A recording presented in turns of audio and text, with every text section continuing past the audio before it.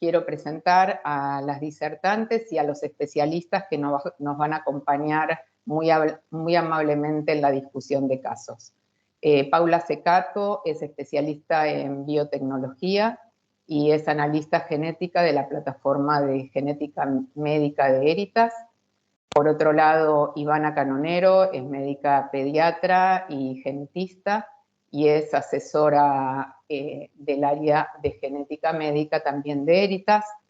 Y agradecemos muchísimo a los doctores Jorge Kammer, que es especialista en ginecología, obstetricia y medicina fetal, y jefe del Departamento de Ecografías de CEGIR, el Centro de Genética y Reproducción, el Centro de Ginecología y Reproducción.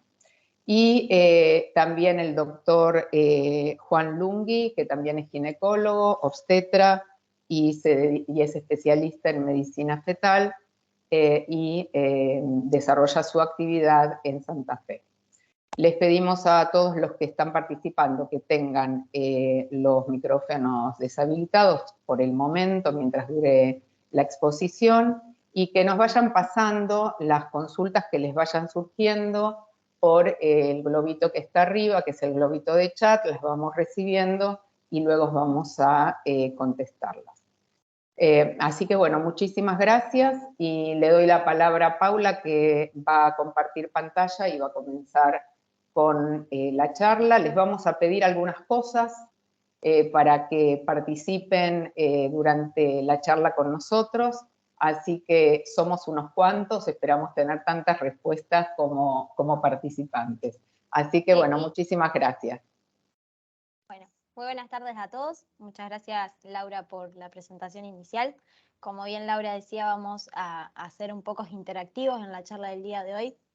Así que les quiero pedir si pueden tener primero su celular a mano, ¿sí? Porque lo vamos a tener que usar. Y bueno, en primer lugar les voy a pasar a compartir mi pantalla, así que por favor avísenme apenas vean mi presentación.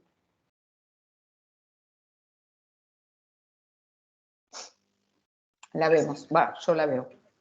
Perfecto, la ven en general, genial, buenísimo.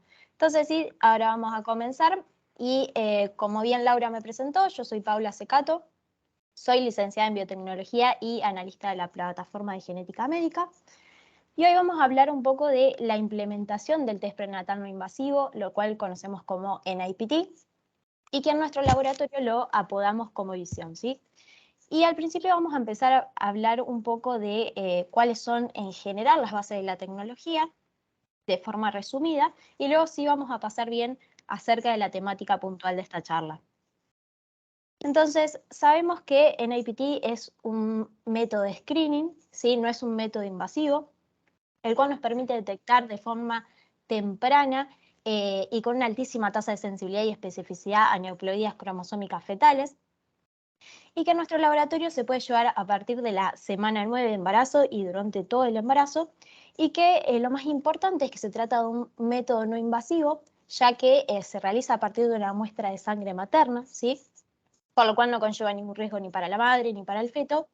Y este hecho de que se pueda realizar a partir de una muestra de sangre materna se debe a que se ha demostrado que en el torrente sanguíneo circula ADN cell-free placentario proveniente principalmente del citotrofoblasto. Si esas células incurren en apoptosis y lo que hacen es liberar ADN cell-free al torrente sanguíneo, y lo que se hace mediante este test es secuenciar esos fragmentos de ADN cell-free placentarios junto con el ADN materno, y luego el porcentaje de ADN cell-free, que es de origen únicamente fetal, es lo que conocemos como la fracción fetal, ¿sí? Por lo tanto, acá lo que es muy importante remarcar es que cuando nosotros estemos analizando, estemos realizando un test prenatal no invasivo y tengamos un hallazgo detectado, por ejemplo, lo que vamos a estar teniendo es un hallazgo de origen placentario, ¿sí? Eso es importante siempre tenerlo presente. Y existen distintas metodologías de secuenciación, pero nosotros en nuestro test visión lo que utilizamos es la secuenciación de genoma completo. Y una vez que las secuencias, los distintos reads salen del secuenciador, primero se someten a un proceso de filtrado en donde nos quedamos únicamente con las lecturas de buena calidad, y luego esas lecturas de buena calidad son mapeadas hacia los diferentes cromosomas, ¿sí? Y una vez que son mapeadas le realiza un proceso de conteo estadístico y se compara contra una base de datos de referencia euploide, la cual fue desarrollada de forma local en Heritas, y las distintas discrepancias, ya sea en déficit o en exceso de lecturas, nos van a permitir detectar si estamos en presencia o no de una determinada neuploidía. Como tenemos acá al costado, podemos ver el ejemplo de una trisomía 21, en donde, como podemos ver, se detectó un exceso de lecturas en el cromosoma 21 respecto a la base de datos de referencia euploide, y por lo tanto pudimos confirmar que se trataba de una trisomía 21, ¿sí? Pero ahora sí vamos a enfocarnos un poco más a la temática de esta charla. Para eso era, como le decíamos, van a necesitar utilizar su celular. Primero queremos pedirles que participen de 2 breves preguntas, ¿sí? Para eso van a necesitar escanear el código QR que figura en la pantalla, o bien pueden ingresar a la página menti.com y poner el código que está abajo en la pantalla. Ustedes vayan ingresando, ¿sí? Así mientras vamos agilizando esta parte, y yo mientras le voy comentando de qué se trata. Al principio van a poder responder únicamente la primera pregunta, vamos a evaluar en conjunto las respuestas y luego vamos a pasar a la segunda pregunta. Si tienen algún inconveniente para ingresar o lo que sea, nos van avisando, ¿sí? No hay problema. Y la idea un poco de esta encuesta previa, a priori, es que nosotros podamos conocer cuál es el criterio que ustedes tienen, ¿sí? A priori, antes de realizar nuestra charla, demostrarle cuál es nuestra experiencia. En cuanto a la implementación del test, ya sea que lo apliquen solamente para los cromosomas 21, 18 y 13, o bien también cuál es el criterio que ustedes tienen a la hora de recomendar expandir el análisis hacia el resto de los cromosomas, ¿sí? Entonces, le voy a dejar unos segunditos más para que le haya faltado escanear el código, y ahora vamos a pasar a evaluar las respuestas en conjunto.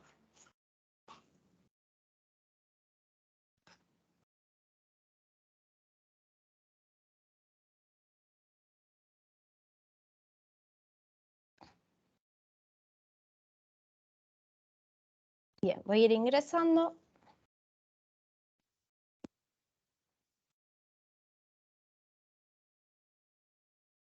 Bien, ya varios han respondido.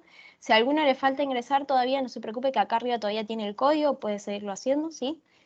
Les voy a dar unos últimos segundos para que puedan terminar de responder, y ahora evaluamos la encuesta.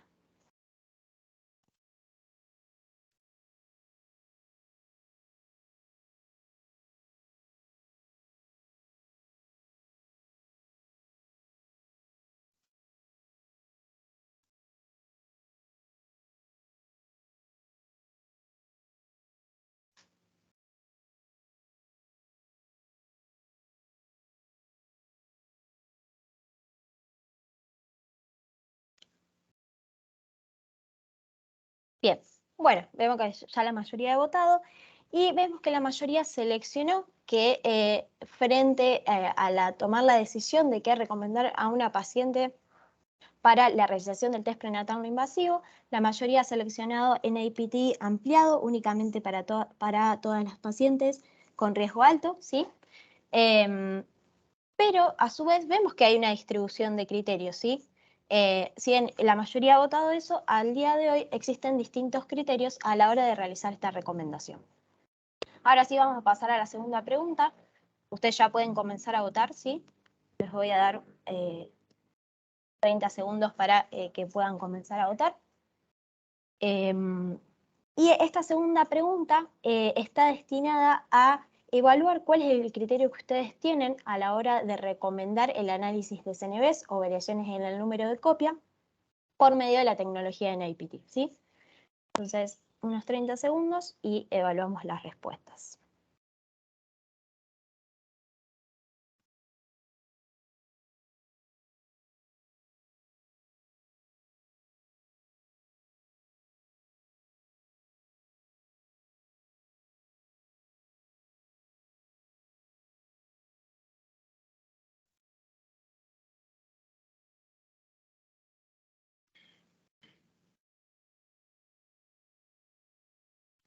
Bien, Bueno, vemos que en este caso la mayoría ha seleccionado que recomienda el análisis de CNVs o variaciones en el número de copia solo en pacientes con screening del primer trimestre alterado, ¿sí? Pero nuevamente tenemos el caso de que se ve que hay una distribución de criterios.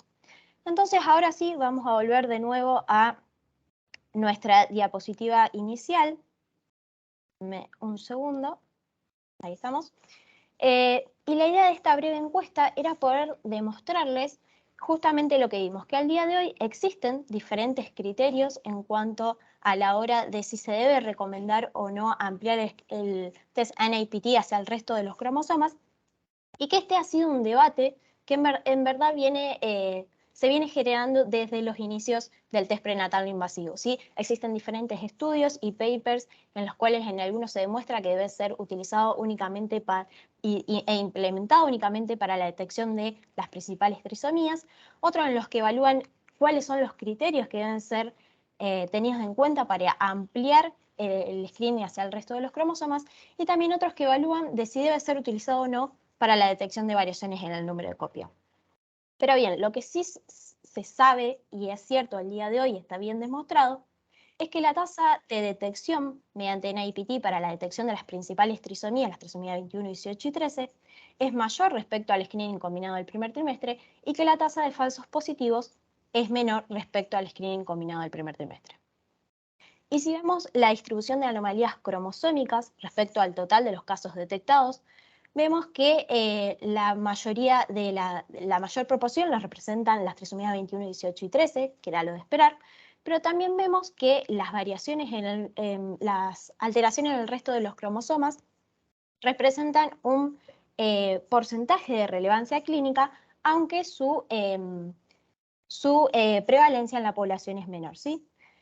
Entonces, si sabemos esto y además sabemos que por lo general el screening combinado del primer trimestre apunta a detectar las principales trisomías y que muchas veces el resto de las aneuploidías escapan al screening combinado del primer trimestre, y que la tecnología de NIPT tiene la capacidad de evaluar aneuploidía en el resto de los cromosomas y que es la única tecnología de screening que puede hacerlo, surge este debate de si la tecnología tiene la capacidad de hacerlo, ¿por qué no lo haríamos? ¿Sí? Y la realidad es que esto no es tan simple, porque hay un montón de factores que hay que tener en cuenta, ¿sí?, a la hora de ampliar el screening hacia el resto de los cromosomas, y vamos a ahondar principalmente en 3 de ellos, ¿sí?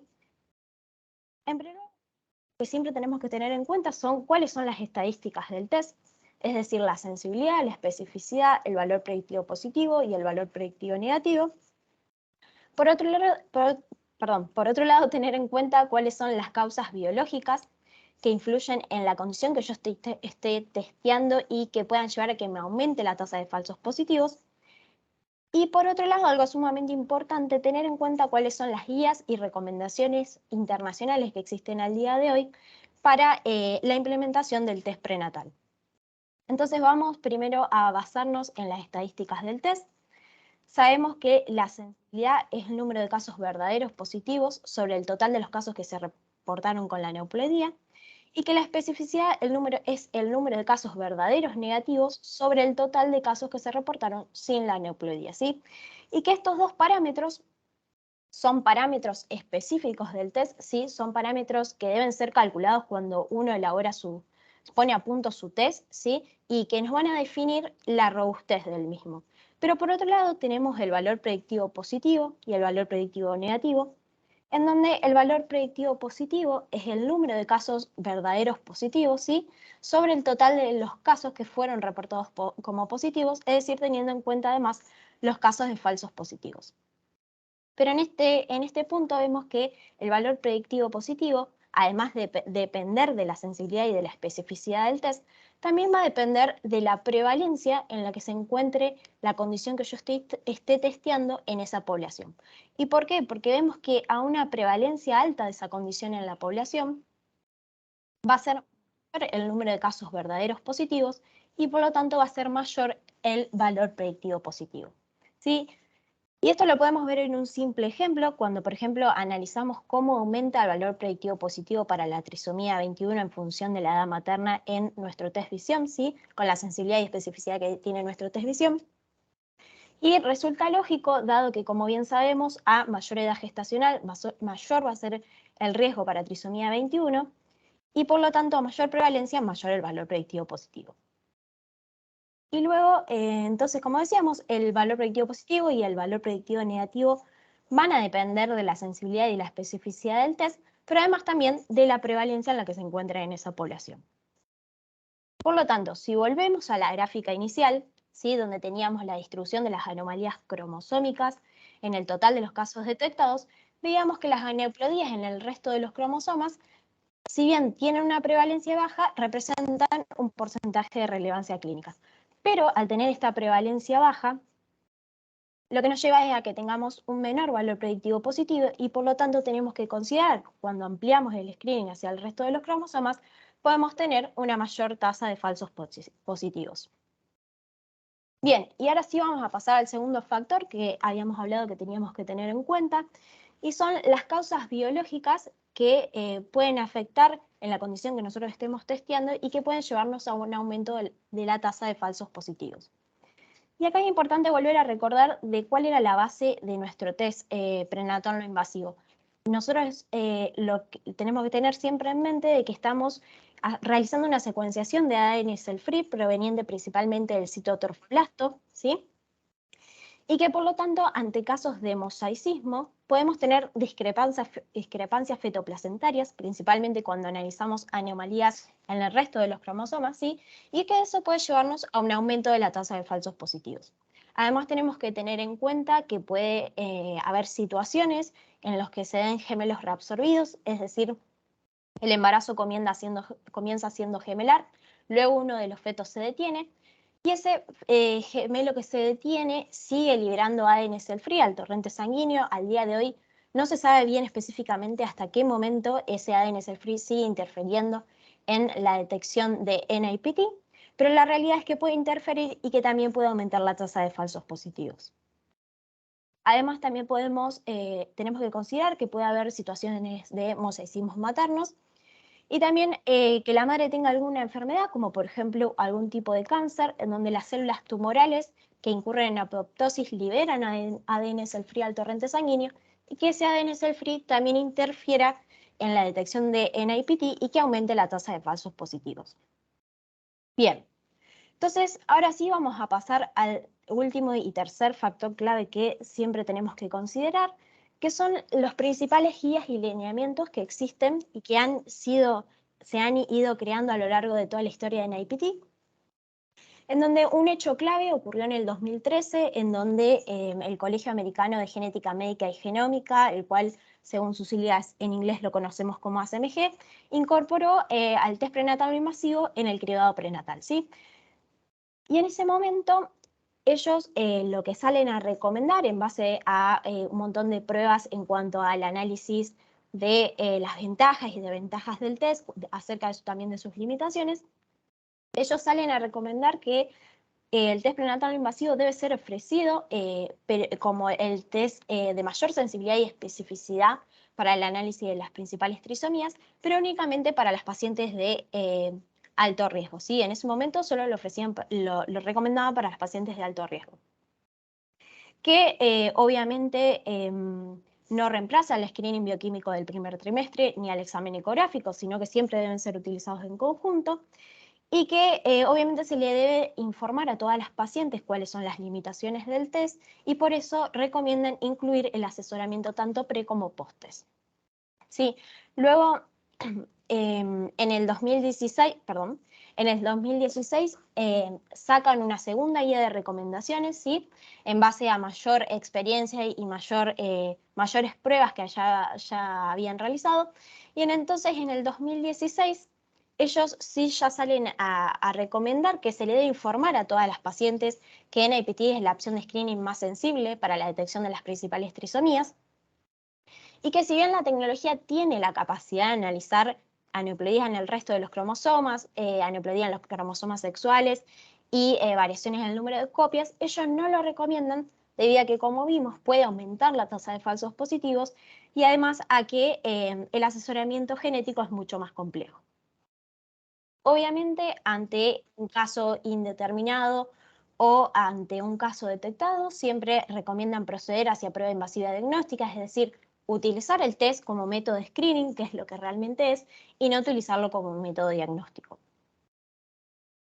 Bien, y luego en el 2020, no hace mucho, el Colegio Americano de Obstetras y Ginecólogos, junto con la Sociedad de Medicina Fetal y Materna, también sacaron una guía de recomendaciones. Ellos ya en el 2016 habían sacado una guía previa y la cual habían reafirmado en el 2018, pero en el 2020 ellos salen a plantear que NIPT debe ser ofrecido como el método de screening más sensible para la detección de las principales aneuploidías y que debe ser ofrecido para todas las pacientes embarazadas independientemente del riesgo a priori y de la edad materna.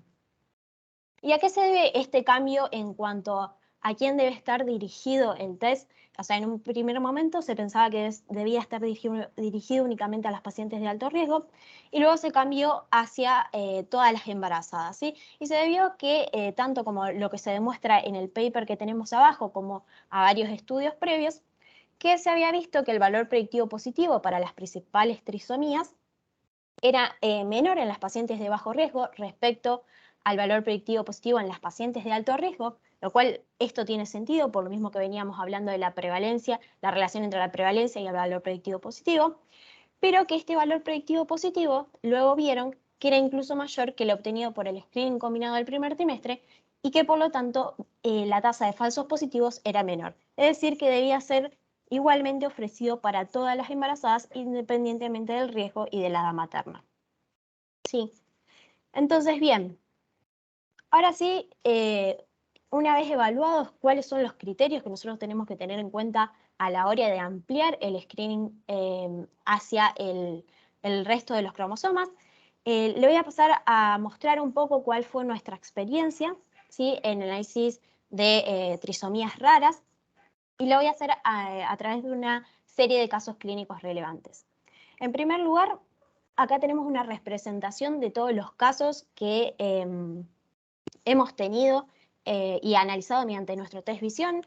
Hemos analizado más de 4.000 casos, en donde lo primero que vemos es que un 89% de los casos resultaron no detectados y que un 6% de los casos resultaron detectados, en donde el mayor porcentaje, obviamente como era de esperar y como lo vimos previamente en la bibliografía, se trataban de trisomías 21, 18 y 13, en donde hemos visto y comprobado que nuestro test tiene una altísima tasa de sensibilidad y especificidad para la detección de estas principales trisomías, que el mayor porcentaje está representado obviamente por la trisomía 21.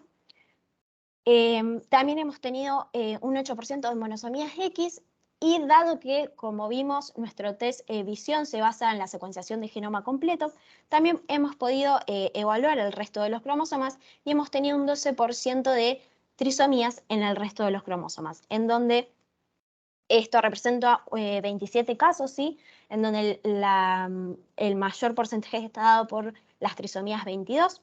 Acá podemos ver una representación más gráfica de estas trisomías raras que hemos tenido, en donde, como les decía, el mayor porcentaje está dado por las trisomías 22, donde tuvimos 6 casos detectados, en donde 4 terminaron en abortos espontáneos del primer trimestre. Tuvimos 2 recién nacidos afectados, uno con una probable disumía uniparental materna y otro con un mosaico bajo. Tuvimos trisomías 14 y trisomías 15, las cuales todas terminaron en aborto espontáneo del primer trimestre. Tuvimos 4 trisomías 16, en donde 3 fueron abortos espontáneos en el primer trimestre. Tuvimos un vanishing twin y un mosaico confinado a la placenta con feto sano. Y luego de las trisomías 9 tuvimos un aborto espontáneo del primer trimestre, un mosaico confinado a placenta con retraso de crecimiento intrauterino severo y feto sano, y un caso que no pudimos realizarle seguimiento.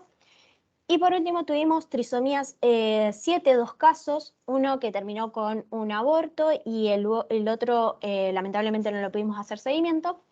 Y también tuvimos un caso de trisomía 20, un caso de trisomía 10 y un caso de trisomía 2, los cuales a ninguno de ellos le pudimos hacer seguimiento luego del test prenatal.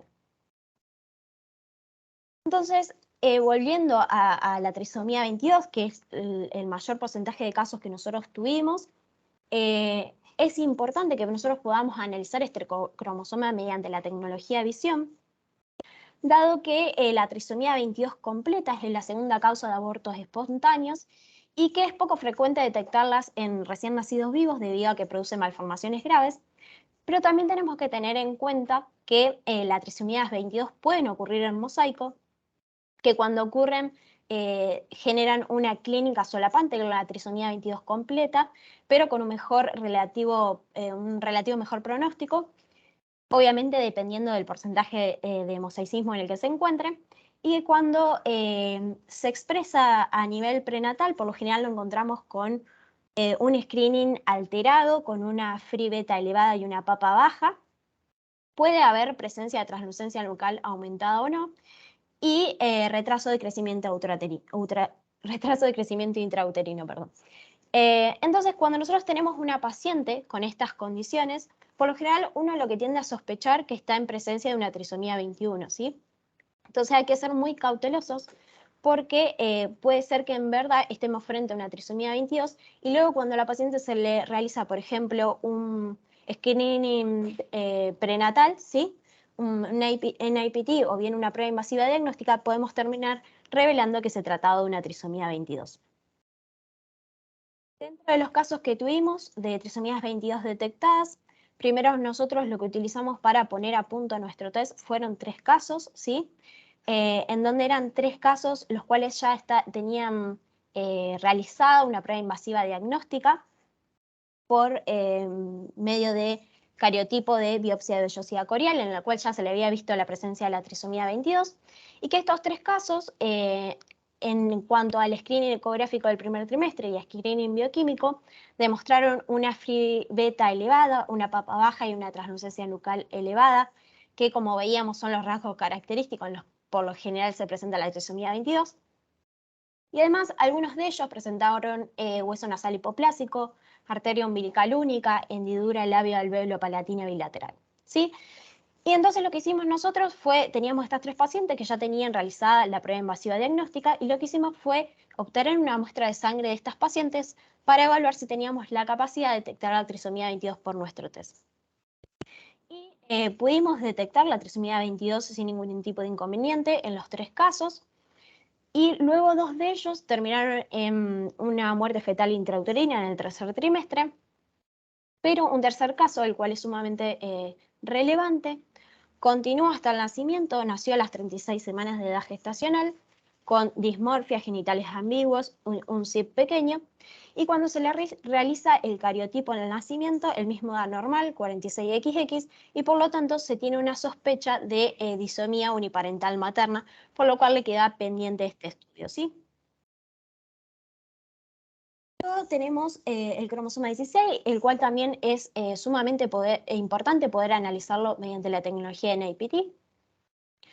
Y la mayoría de los casos ocurre debido a una disyunción en la meiosis 1 materna. Y la trisomía 16 completa es letal y constituye la primera causa de abortos espontáneos en el primer trimestre. Pero también tenemos que tener en cuenta que, al igual que la trisomía 22, puede ocurrir en mosaico, ¿sí? Y este hecho de que pueda ocurrir en mosaico, como bien vimos, puede llevar que aumente nuestra tasa de falsos positivos y falsos negativos. Por lo cual hay que ser muy cautelosos a la hora de analizar estos cromosomas mediante la tecnología de NIPT. Y en cuanto a los casos que tuvimos de trisomía 16, le voy a presentar 2 casos. El primero es una paciente de 38 años y que se realiza el test visión a las 9,5 semanas de gestación.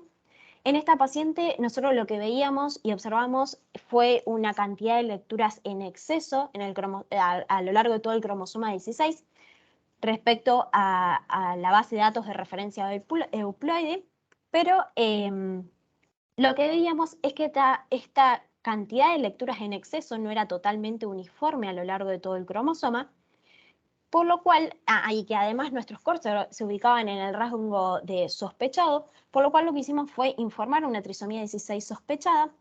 Pero ante estos casos, por lo general lo que hacemos es ofrecerle tanto al médico tratante como a la paciente la posibilidad de repetir el test a mayor edad gestacional para ver si tenemos la posibilidad de descartar la sospecha o bien confirmar la trisomía. Entonces, la paciente decide realizarse el test a mayor edad gestacional, se lo realiza a las 12,1 semanas de gestación, y en este caso pudimos confirmar la trisomía 16. Como vemos abajo, en este caso sí la distribución de lecturas en exceso a lo largo del cromosoma 16 era un poco más homogénea, y además nuestros scores se ubicaban todos en el rango detectado, ¿sí? Entonces, luego esta paciente además se realiza prueba invasiva diagnóstica y la trisomía 16 fue confirmada, y luego ocurre un aborto espontáneo.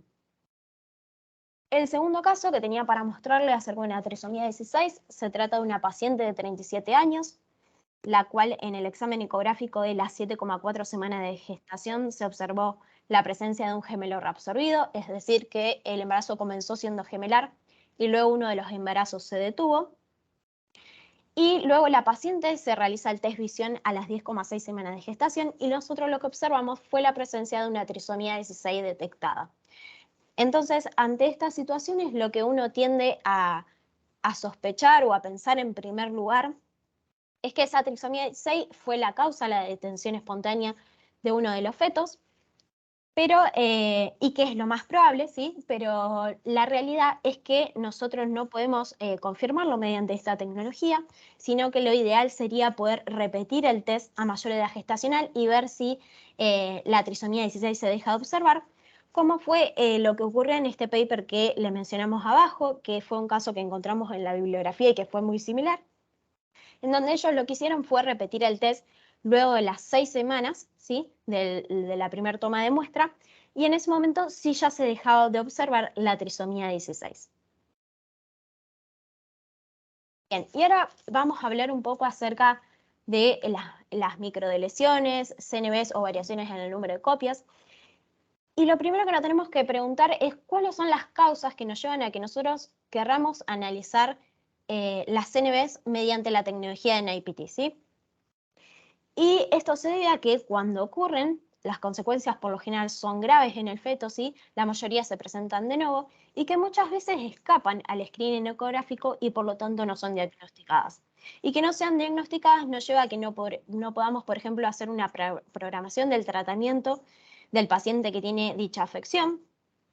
Y además, si observamos la gráfica que tenemos al costado, vemos que debido a que el riesgo hacia microdeleciones no aumenta respecto a la edad materna, como si lo hace la trisomía 21, esto se debe a que ocurren por mecanismos biológicos diferentes, vemos que a una menor edad materna el riesgo para microdeleciones puede ser incluso mayor que para trisomías 21.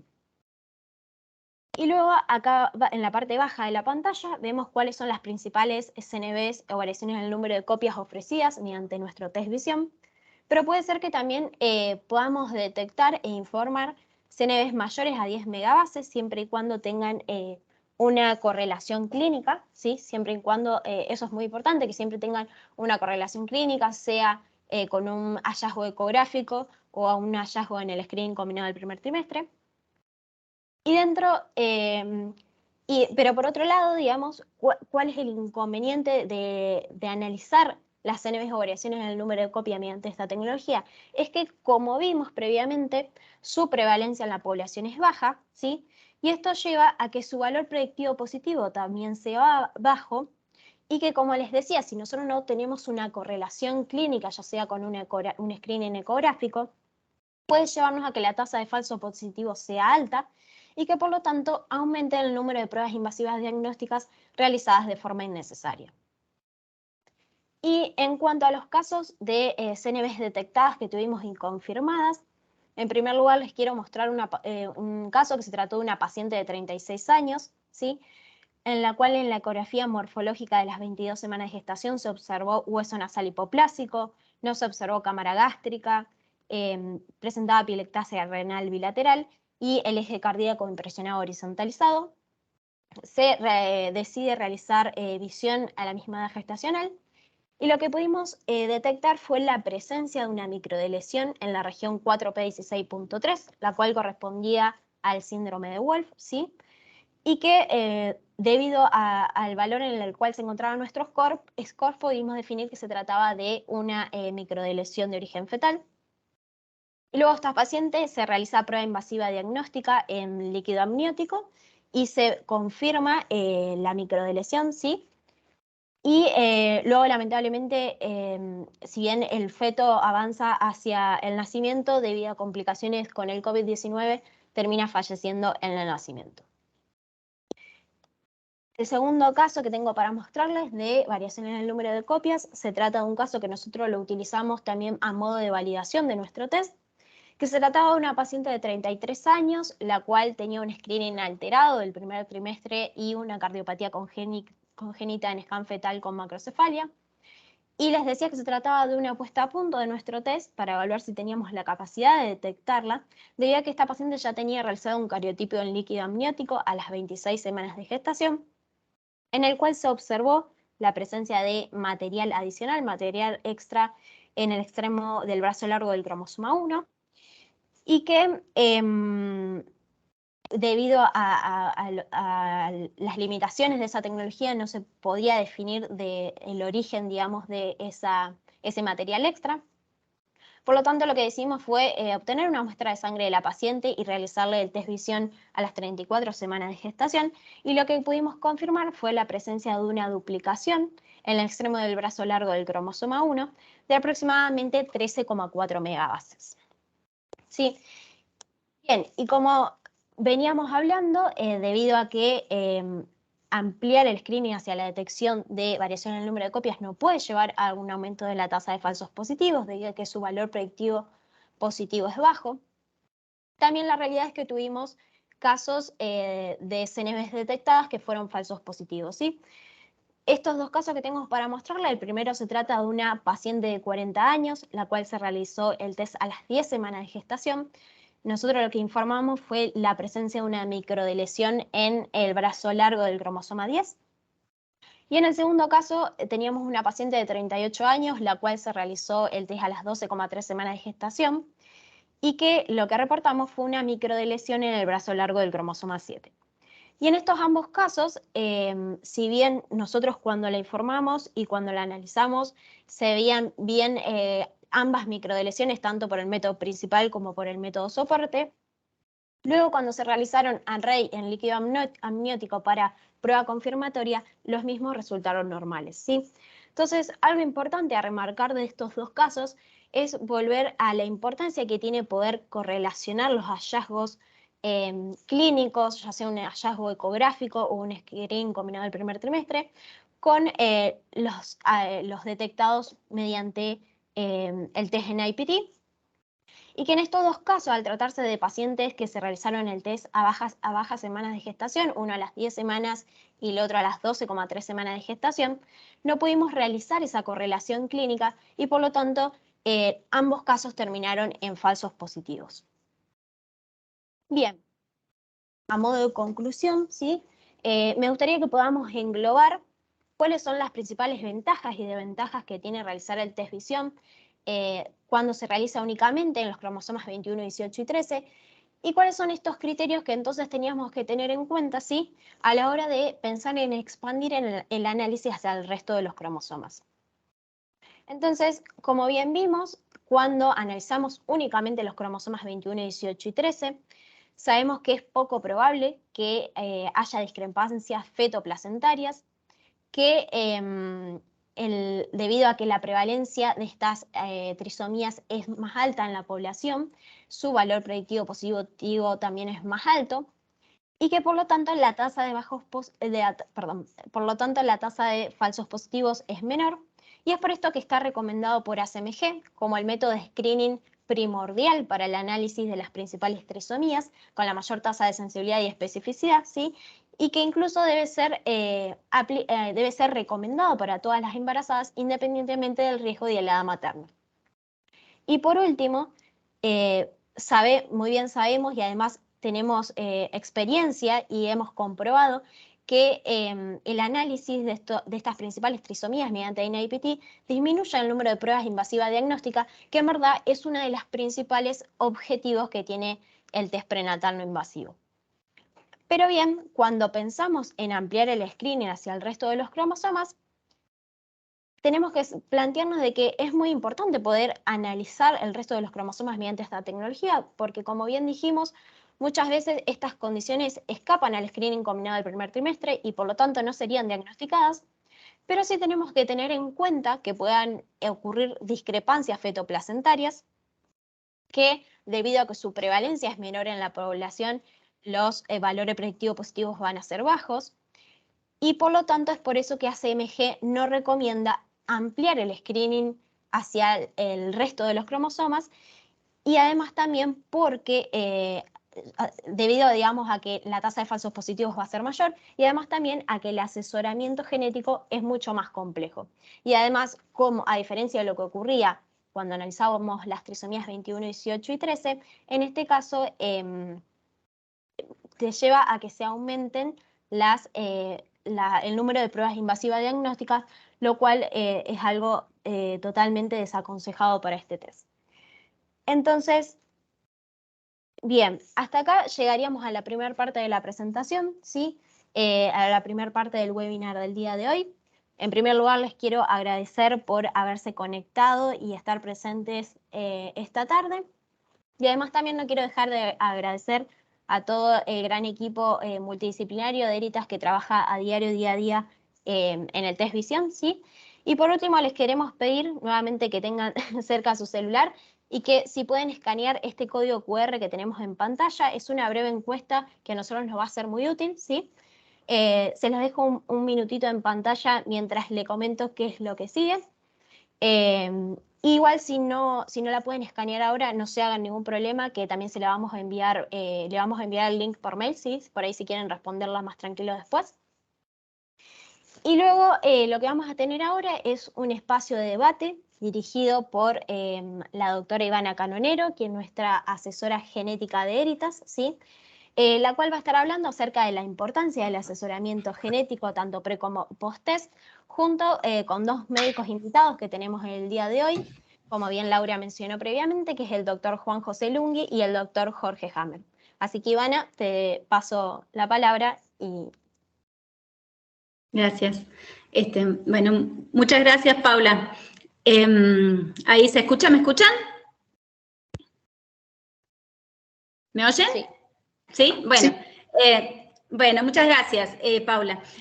Bueno, en realidad la idea es unificar todo este contenido que nos ha dado Paula, así podemos disparar la discusión con los doctores Lungui y el doctor Jorge Hammer, para escuchar su experiencia, sus recomendaciones y digamos, su asesoramiento en relación a la indicación de estas determinaciones.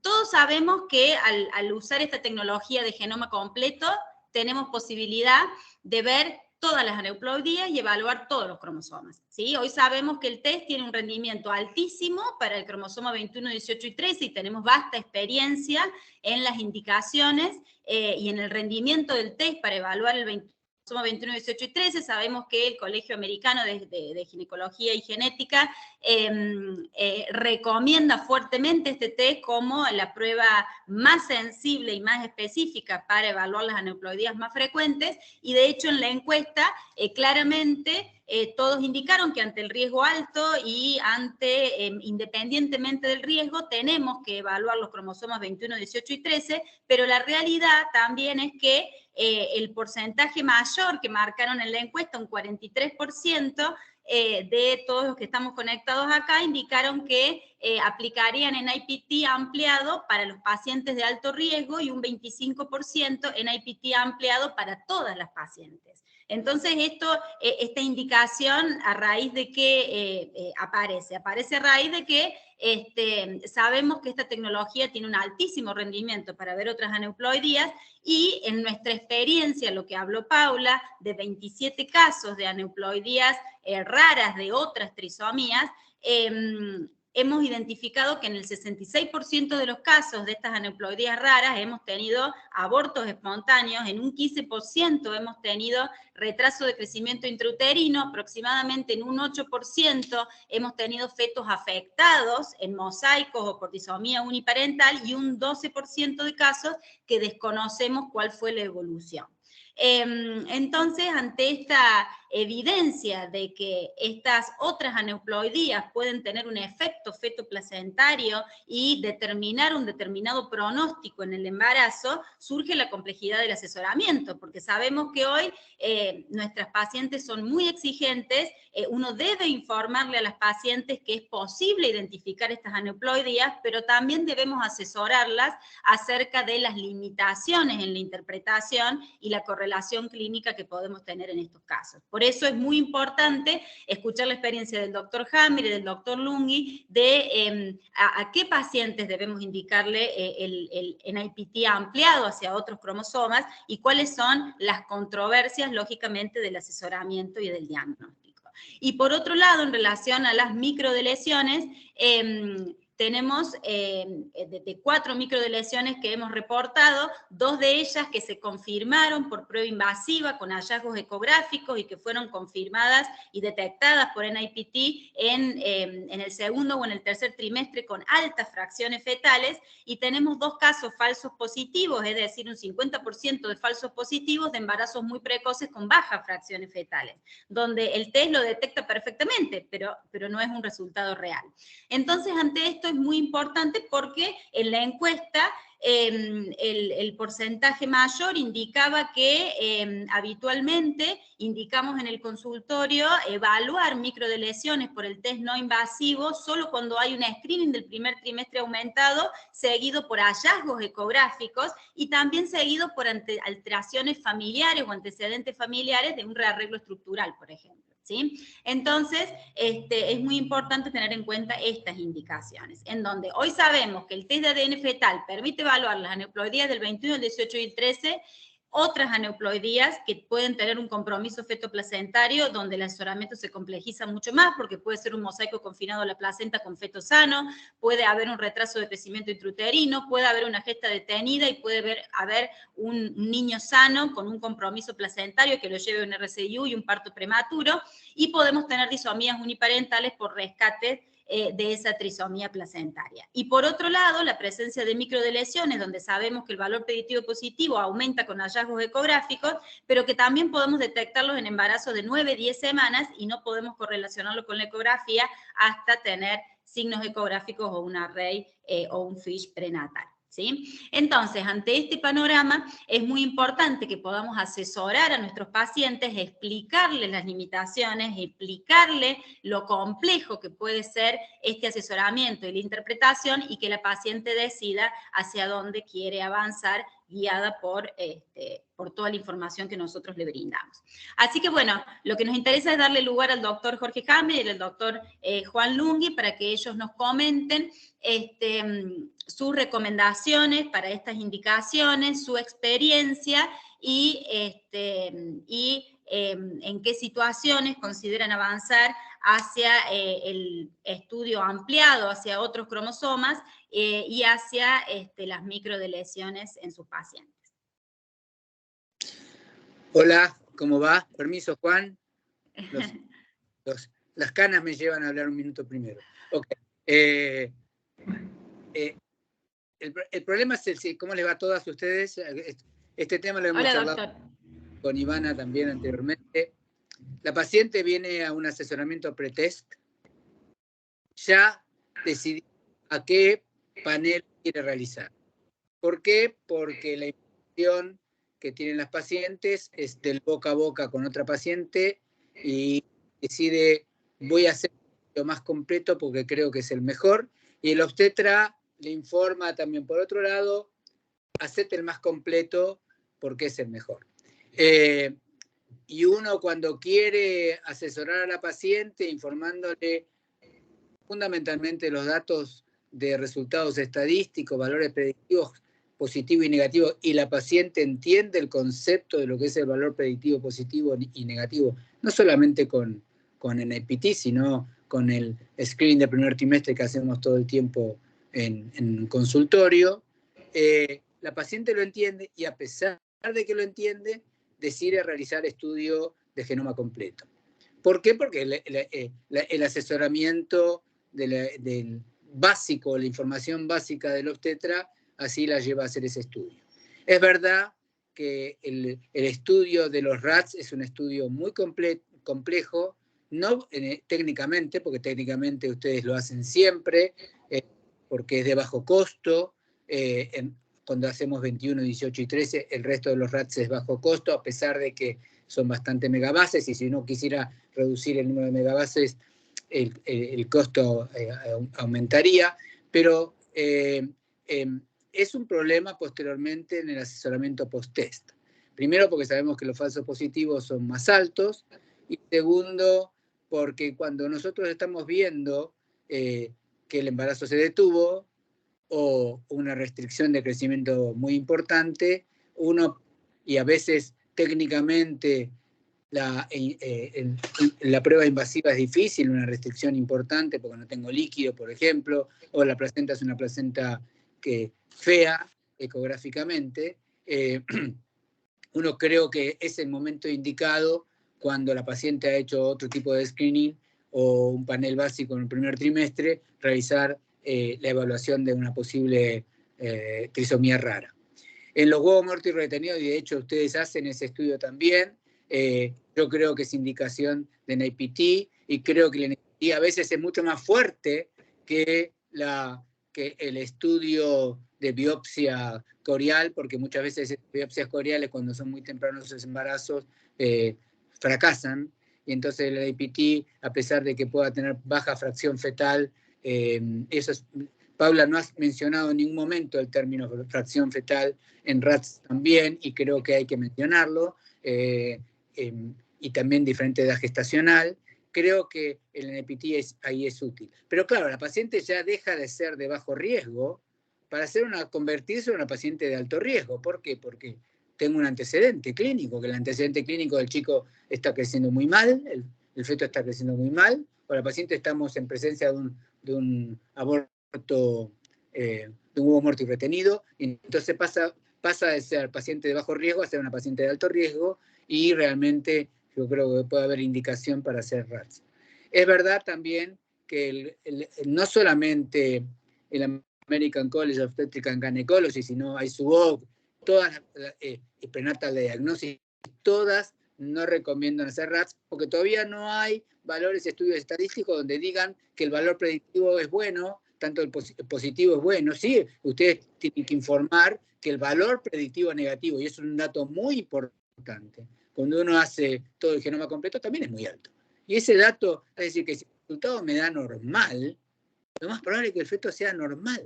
Y eso es un dato también muy importante, porque uno se basa exclusivamente en el valor predictivo positivo. Tengamos en cuenta también el negativo, porque eso va a servir en el asesoramiento previo.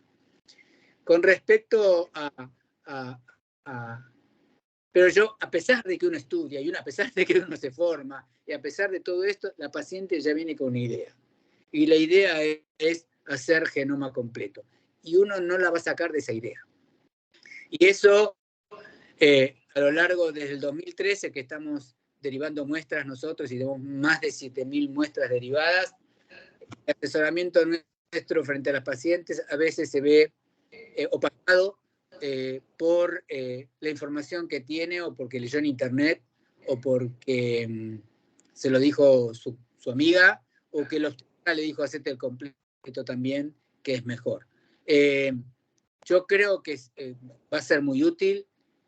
También tenemos una situación muy incómoda en la Argentina, que vivimos en la Argentina, y que los costos de confirmación de estudios a veces no son tan sencillos, porque un diagnóstico prenatal por punción sí puede ser barato, pero las pacientes hoy día casi ni se dejan tocar. Y por otro lado, hacer FISH no es de cierto tipo de cromosomas o de cierto tipo de microdeleciones, no son baratas para este momento que vivimos en Argentina. Lo que dijo muy bien Ivana, y eso no lo discutimos la última vez en Córdoba o en Mendoza, fue que las pacientes tienen un nivel de exigencia total. Y hoy día exigen más de lo que uno puede asesorar, y realmente lo primero que uno tiene que asesorar es que todo no lo vamos a poder saber y todo no lo vamos a poder detectar ni diagnosticar. Con respecto a las microdeleciones, lamentablemente, yo que hago ecografía hace muchísimos años, los hallazgos que puedo tener para poder sospechar una microdeleción casi son extremadamente nulos, salvo algún cono truncal para sospechar en DiGeorge. No han tenido ningún DiGeorge, ¿no? ¿Ustedes? No, ninguno. Ahora, que es raro porque la frecuencia es mucho mayor que cualquiera de las microdeleciones que han mencionado, ¿no? Pero bueno, la única cosa realmente que uno puede ver es alguna alteración en un DiGeorge y ahí sospechar y descartar con FISH o con array o plantearle a la paciente hacer un EPT y si el resultado es positivo, con el antecedente clínico ya pasa a ser diagnóstica, ya no pasa a ser screening. Porque ya tengo un dato positivo que es la cardiopatía y si tengo un EPT positivo en un DiGeorge, por ejemplo, ya está. Para mí es diagnóstico, ¿ok? A pesar de que no respete los criterios diagnósticos. Así que toda la presentación, Paula, te felicito y esto, el problema más serio, creo, y esto hay que enfatizar de parte del punto de vista de los genetistas y todos los que tratamos de asesorar a las pacientes de la mejor manera posible, es el asesoramiento pretest y en el asesoramiento post-test, que a veces es muy difícil en este tipo de resultados positivos que, bueno, nos llevan a veces a la confusión y desacreditan el método que realmente es un método que vino para quedarse y es excelente para trisomías básicas y sobre todo para trisomía 21. Así que bueno, le doy el paso a la gente joven. Juan, dale. Te voy a visitar, Juan, te voy a visitar a Santa Fe, ¿eh? Te estoy esperando por acá, Jorge. En breve ya nos vemos por acá.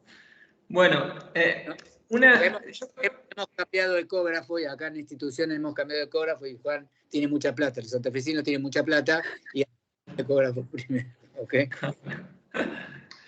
Tenemos un buen equipo que vas a venir a conocer ya, en breve.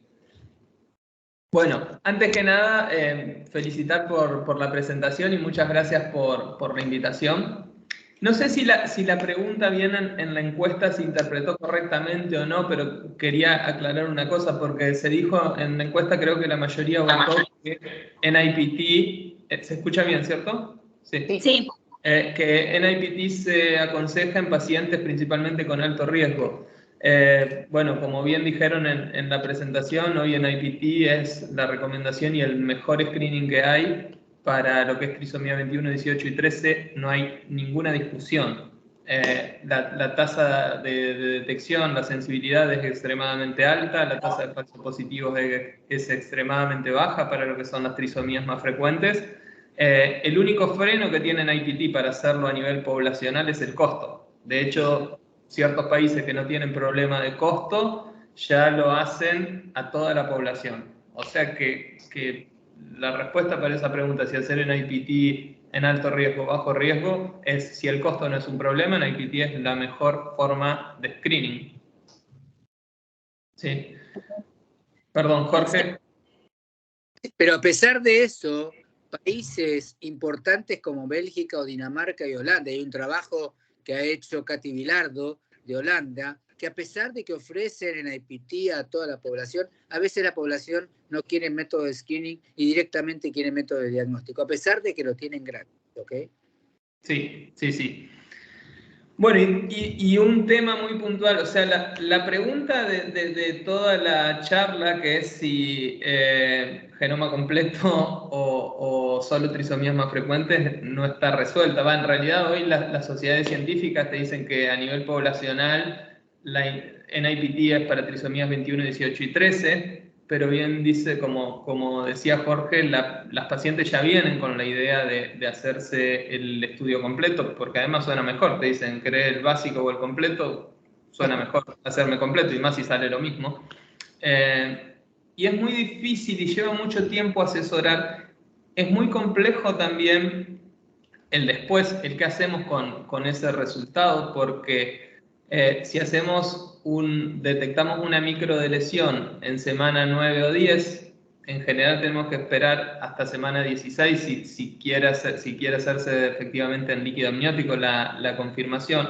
Hacer un array sale bastante caro para confirmar, si bien algunos casos pueden hacerse con FISH, pero sale bastante caro.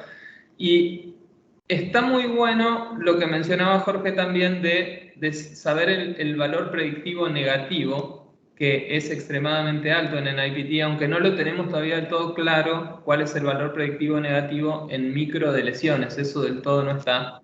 Aunque sí, más o menos sabemos, de acuerdo a porque cada vez están surgiendo más publicaciones de series de casos con hallazgos de micro de lesiones y detecciones, que la mayoría anda en un 50% de valor predictivo positivo, que es más o menos lo que presentaron ustedes, ¿sí? De 4 casos, 2 fueron realmente afecciones, aunque uno no lo detectaron en screening, sino que fueron a raíz del caso, y 2 fueron falsos positivos.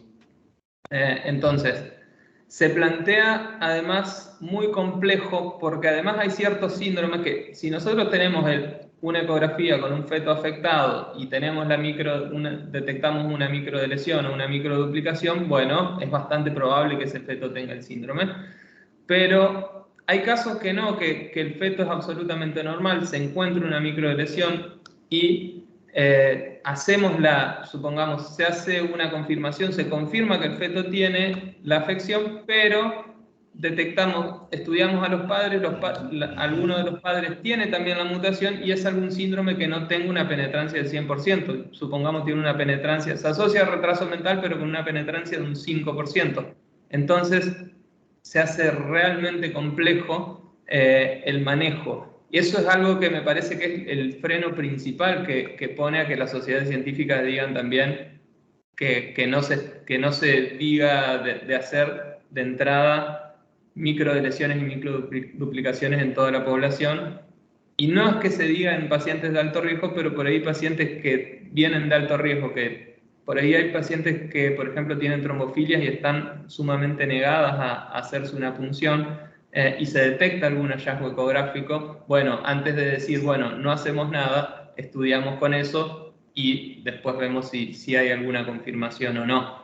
Embarazos gemelares, que por ahí también la paciente, si bien sabemos que hoy en día cada vez hay más reportes de que las pruebas invasivas son procedimientos que son de bajo riesgo, con tasas de complicación de 0,5, 0,1%, pero en la población general hay por ahí, incluso los obstetras le dicen a la paciente que son estudios de alto riesgo y que no se hagan la punción. Entonces, bueno, en ese caso, si no se va a hacer algún estudio invasivo, el NIPT funciona perfecto como para aclararnos un poco más qué tiene.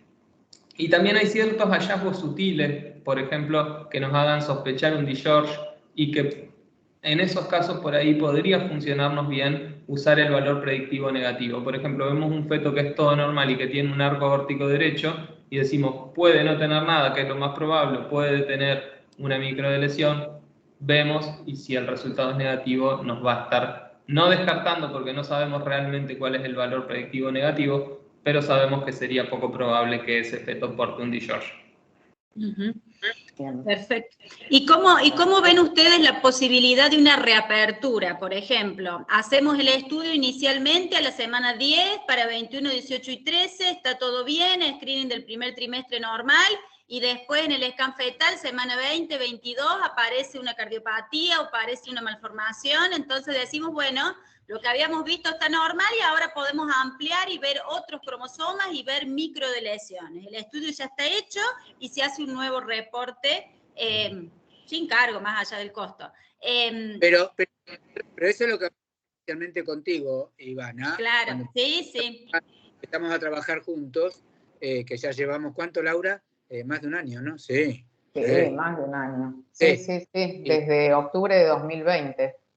Bueno, y dijimos, porque uno no puede informar a las pacientes lo que la paciente no pidió. Durante un término que ustedes tienen en su base de datos la información, ahí uno puede llegar a consultar eso. Entonces, ese dato es muy importante, que eso ninguna empresa internacional te lo da, te lo brinda, pero ustedes lo tienen guardado, porque ya lo hicieron.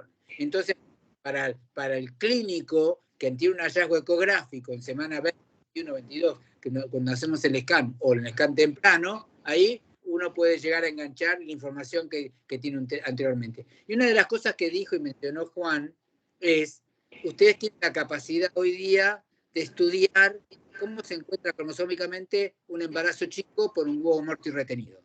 ¿Saben la cantidad de trombofilias que vamos a poder reducir ante un resultado de una posible RAT, donde la paciente saca de la cabeza que puede... ¿Cuál fue la causa? La causa fue la trisomía rara, y entonces la paciente tiene un asesoramiento en función de eso y deja todas las cuestiones de trombofilia que hay que estudiarlas, qué sé yo, pero muchas veces son porque sí. Y entonces, ante un resultado positivo de un huevo muerto y retenido y uno confirma una RAT, bueno, relación es directa. Y entonces, ese dato muy importante que mencionó Juan. ¿Okay? Sí. Personalmente, cuando hago el asesoramiento a las pacientes y explico esto de la posibilidad de reapertura de la información, es algo que está muy bueno y que muchas veces a las pacientes dicen, sí, bueno, veamos lo que está recomendado efectivamente, si después en algún momento vemos algo, hacemos la reapertura. Lo que pasa es que también muchas quieren tener la información de manera temprana y no después. Juan, estoy de acuerdo, Juan, porque, perdón, Sí. Ahí hay una cuestión legal de por medio. ¿Por qué? Porque uno dice, bueno, yo ya tengo la información, la paciente no se quiere saber porque no lo pidió, pero a la paciente le genera una situación de duda. ¿Y el resto cómo estará? Porque sabe la posibilidad de la reapertura. Entonces, yo creo que uno tiene que ser cauto y decir, hacer un asesoramiento, no decir que tenemos el resultado de lo que pudo haber pasado, no decirlo, no lo estamos engañando, no decimos, se guardó material y se va a estudiar sin costo, a pesar de que ya está estudiado, porque si no, la paciente se hace un matete terrible. No tengo 18, 21 y 13, no tendré nada de resto, a pesar de que no quiero saber, no quiero esconder la cabeza como un avestruz, pero no sé si me siguen lo que estoy diciendo. Sí, pero bueno, también hay veces que no quieren hacer, así como decía, en Bélgica hay pacientes que no quieren tener, hay pacientes que no quieren tener ningún screening directamente, pueden decir, bueno, sé esto y si después se ve otra cosa, avanzamos. No es lo más frecuente, Lo más frecuente es que quieran saber todo. Eso. Por ejemplo, hace poco vino una paciente que no tenía indicación, tenía indicación de estudio directo, de invasivo, y vino un resultado positivo, y bueno, ese chico tenía un montón de cosas, ya pasa de ser un método de screening en IPT. Y en eso tiene razón. Ya pasa de ser un estudio de screening, ya pasa a ser un estudio de diagnóstico. Tengo un feto que tiene todos los chiches habido por haber que uno busca en un primer trimestre, y tengo un análisis positivo y confirma los hallazgos, ya pasa de ser screening para pasar a ser diagnóstico, me parece a mí. Sí. Totalmente. Bueno. Totalmente que es así.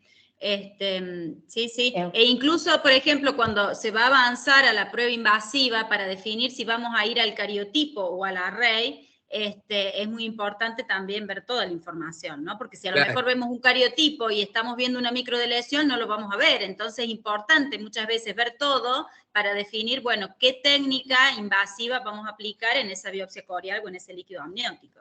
O sea que... Bien. Bueno, la verdad es que interesante la discusión. Sí, Juan. Sí. No, quería hacer una consultita si lo tienen así rápido al dato, si no, no hay problema. ¿Qué tasa de falso positivo tienen para las otras aneuploidías, las trisomías más raras? Si tienen una tasa de falso positivo más alto.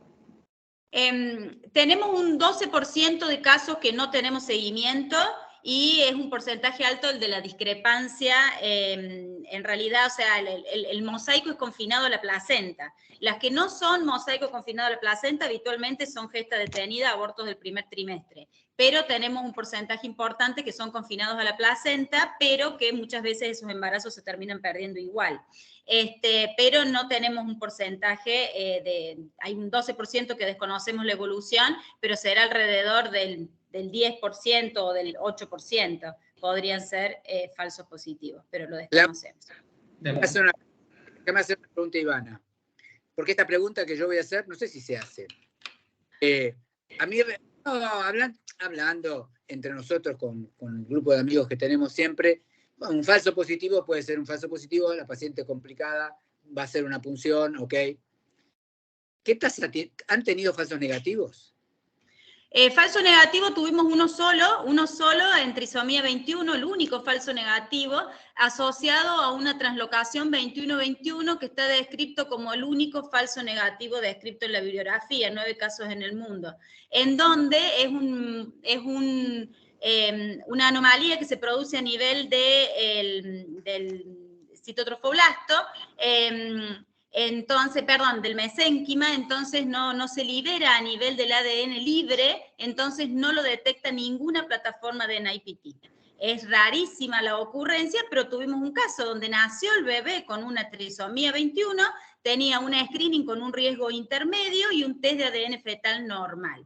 Y una fracción fetal excelente, del 10-12%, pero es un falso negativo que está descrito en la bibliografía y no hay forma de que lo veamos porque no se expresa en el ADN libre. O sea que ese fue el único falso negativo que hemos tenido. Y de hecho lo hemos incorporado en el consentimiento como una limitación. Claro. Que es una ocurrencia de novo de una translocación 21-21 esporádica. Perfecto. Bien. Yo creo que todavía... perdón. Creo que los temas de asesoramiento van poniendo un freno, pero así como surgió en un principio en IPT para trisomía 21, 18 y 13 y se decía usémoslo solamente en alto riesgo, hasta que después de un tiempo se fueron puliendo ciertas cosas y se avanzó, creo que en IPT para microlesiones y microduplicaciones es futuro. Todavía no estamos 100% en un presente, pero creo que va a ser en un futuro el método de detección. Porque ecográficamente además son muy difíciles de ver. Como dijo Jorge, son muy sutiles. De hecho, el caso que publicaron del síndrome de Wolf era una paciente que había visto yo y que tenía solamente hueso nasal hipoplásico y una pielectasia. Y nada, yo me jugaba de cabeza que era una trisomía 21, que no tenía nada el bebé. Y bueno, la paciente no quiso hacerse punción porque era de lejos y todo, quiso hacerse directamente en IPT porque quería resolver el tema en esa misma consulta que vino. Y bueno, marcamos que quería hacerse todo ella y vino un síndrome de Wolf que tal vez si hacíamos una punción con un cariotipo, no siempre se detecta en un cariotipo porque hay veces que son de pocas megabases y no se ve. Y hubiésemos quedado sin diagnóstico en ese caso, por ejemplo. Totalmente, totalmente. Y el otro caso que tuvimos, refiriendo al doctor, que en algunos casos es diagnóstico, teníamos en el cariotipo fetal una anomalía en el 1 y para definir si era del 1 o de otro cromosoma, usamos el test de ADN fetal como diagnóstico, porque permitió identificar que esa anomalía del 1 era una duplicación parcial del cromosoma 1. Entonces, es sumamente amplia el uso de esta tecnología, pero es fundamental el asesoramiento y saber qué estamos buscando y cómo lo vamos a interpretar. Por eso, la comunicación con la paciente es fundamental. Bien. Sí. Les agradecemos muchísimo por esta discusión que creo que fue realmente muy interesante. Hay algunas preguntas, yo sé que hay gente que ya tiene que irse y hay gente que se fue ya, pero igual me parece que estaría interesante contestar algunas preguntas. Chicas, si pueden breve para poder contestarlas todas, Paula o Ivana, de acuerdo a lo que consideren. Sí. Tenemos una pregunta que es, voy a empezar de atrás para adelante, de las últimas a las primeras, porque hay algunas que se repiten, que nos consultan qué es la reapertura, qué sería una reapertura bioinformática, y en el caso, luego de que cuenten qué es una reapertura, si se puede solicitar una reapertura en el caso de que en un estudio que se realiza posteriormente en una ecografía aparece como necesario revisar algo, si se puede hacer. Y bueno, nos hablan del costo también, pero fundamentalmente de la necesidad. Sí, por eso, si nosotros en el primer test que hicimos a la semana 10 o 12, evaluamos 21, 18 y 13 y fue normal, y todo marcha bien, y en el transcurso del embarazo, ese embarazo se detiene, hace un RCIU, aparece una cardiopatía, podemos hacer la reapertura e informar y analizar otras trisomías o microdeleciones y microduplicaciones. Se verá si la fracción fetal fue óptima, se usa el mismo test y se hace la reapertura del análisis ya realizado, y si la fracción fetal fuera baja, puede ser necesario repetirlo con mayor fracción fetal. Por eso va a depender de la fracción fetal, pero la reapertura la podemos hacer en cualquier paciente y volver a remirar lo que ya miramos e informamos como normal, o sea que eso se puede hacer en todos nuestros pacientes. Paula, ¿podrías definir así muy brevemente qué sería una reapertura? Porque tenemos varias veces esa pregunta. Porque, sí, en este caso, porque también veo que pregunta si es a partir de, si se guarda la muestra o si a partir de una nueva toma de muestra, se realiza una reapertura en los casos que, por ejemplo, al principio la paciente decidió que no pedir el examen completo, es decir, que se analicen todos los cromosomas, y que, por ejemplo, en el consentimiento informado solo seleccionó que se le analice trisomía 21, 18 y 13, pero luego, como dice Ivana, frente a una presencia de un hallazgo ecográfico o alguna anomalía, deciden ampliar el test hacia el resto de los cromosomas. Lo que se puede hacer es, nosotros ya tenemos, cuando nosotros realizamos la secuenciación, nosotros podemos analizar todos los cromosomas, sí, pero siempre lo dirigimos a lo pedido en el consentimiento informado. Entonces, cuando ingresa una reapertura bioinformática, lo que hacemos es volver a mirar la información que ya tenemos secuenciada de esa paciente, es decir, no necesitamos volver a secuenciar ni una nueva toma de muestra de la paciente, y lo que hacemos es ir a mirar ahora sí hacia el resto de los cromosomas que antes no habían sido solicitados. Eso sería, digamos, la reapertura. Y que, bueno, sí. Y una consulta más que dice la doctora Florencia Pérez, que tiene una consulta sobre la microdeleción que detectaron en el cromosoma 1. Si no entendió mal, usaron para validar el test, pero la paciente estaba en la semana 34 de gestación y debido a que la prevalencia es baja y en esa edad gestacional la fracción fetal es alta, si es posible detectar un caso así en la semana 10 o podría tenerse un falso negativo.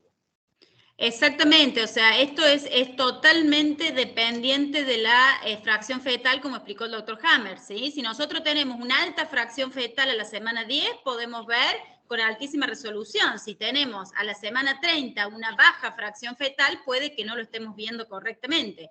O sea que acá tenemos que tener el mayor valor de fracción fetal dirigido a lo que estamos buscando. Lo que pasa es que si nosotros evaluamos microdeleciones a la semana 10 o a la semana 11, generalmente la fracción fetal es menor, pero si tenemos una buena fracción fetal, arriba del 7-8%, generalmente solemos tener una resolución muy alta para ver microdeleciones. Pero lógicamente, estos dos casos de microdeleciones que se confirmaron fueron en embarazos avanzados con niveles altos de fracción fetal, por eso lo vimos claramente y una de ellas fue diagnóstica.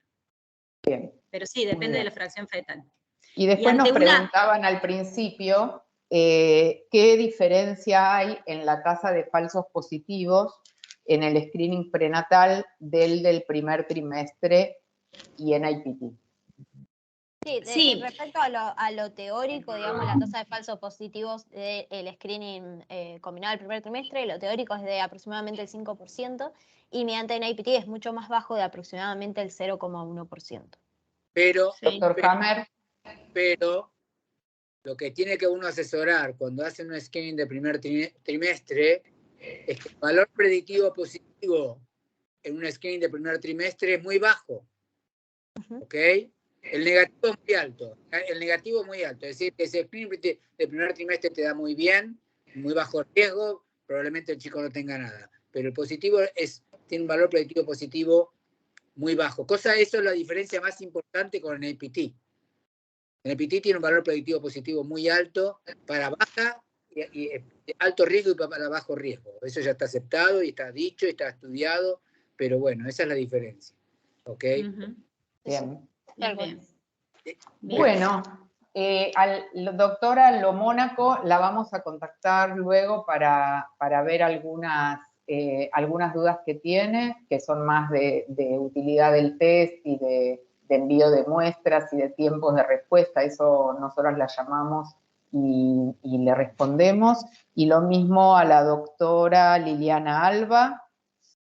Y el doctor Marcelo Sanet consultó de las 4.000 muestras que tenemos procesadas, cuántos de esas fueron de alto riesgo. Si tenemos estudiado cuántas eran de alto riesgo.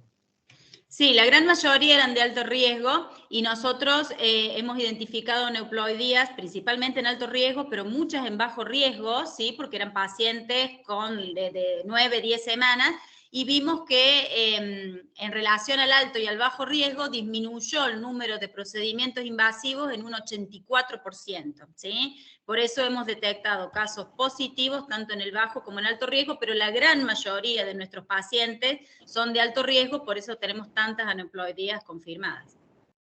La gran mayoría son de alto riesgo. Bueno, ¿alguna consulta más? El doctor Lechman nos pregunta si dentro de las conclusiones que se informan se avisa sobre el porcentaje de ADN fetal, es decir, sobre cuál fue la fracción fetal sobre la que trabajó. Sí, y es una de las informaciones que se brinda porque es muy importante para el análisis. Claro, es el dato siempre en el informe. Sí, es el dato más crítico y más importante del reporte, porque es lo que determina el rendimiento y la sensibilidad del test, totalmente.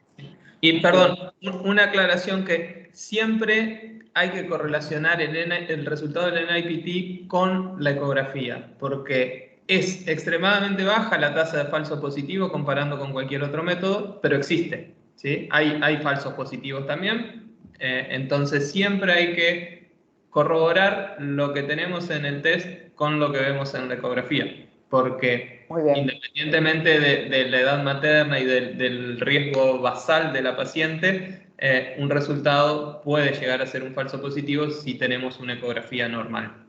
Pero bueno, eso uno eso lo ve en trisomía 18, 13, no en el Down, en el Down no, pero en trisomía 18 y 13 en el Turner, en la monosomía, uno puede tener muchos falsos positivos, bueno, sí, porque hay un mosaico ahí de por medio. Yo no sé, Ana, si uno tiene que llamarlo falso positivo al resultado. Yo no sé. Sí, está muy bien. O sea, falso positivo es cuando en la placenta no identificamos la anomalía, ¿sí?